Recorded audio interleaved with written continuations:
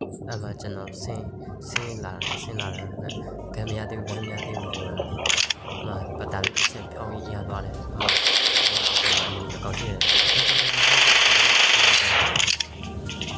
နောက်တစ်ချက်ပြေးလိုက်တယ်လမ်းကြည့်လိုက်တယ်မရှိတော့ချီပြန်သွားတယ်ဟိုမှာအပေါ်နဲ့နောက်တော့ဆင်းလာတယ်သူတို့ဖွင့်ဆင်းလာတယ်အမှဘယ်နဲ့ရှိလဲဆိုတော့လည်းကြည့်တယ်အမှတောင်းရနေအားတောင်းရနေဒီလိုက်တယ်အမှအပေါ်မှာတောင်းကြည့်တယ်ပြီးတယ်မကြည့်ဘူးစောက်တော့လည်းဖြစ်သွားပြီဆိုတော့သွားတယ်အမှနောက်လည်းပါခေါ်တယ်ဆိုပြီးတော့ပါခေါ်တယ်ဟောတာဟိုမှာပုံမှန်တောင်းရှိတယ်သူတို့လူလေးတောင်းရှိအဲ့ကောင်ကခင်ရတယ်ကျွန်တော်ပြင်းနေတယ်ဒီချင်းကျွန်တော်ပြင်းတယ်ဆိုတော့ဒီလိုကကျွန်တော်ကဆိုတော့လည်းပြလိုက်အဲ့ကောင်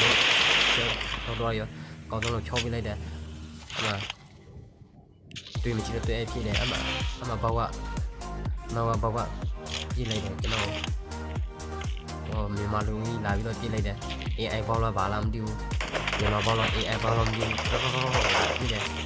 ကျွန်တော်လည်းကောင်းဆုံးပြီးတော့ပြလိုက်တယ်ပဒါလေးနဲ့ဆိုပြီးတော့အဖိုးလေးနဲ့အပေါခေါ်လိုက်တယ်ဆိုတော့အပေါခေါ်လိုက်တယ်ဆိုတော့အမှအပေါ်မှာတကောင်ကျွန်တော်ဂန်းလေးကိုကင်တယ်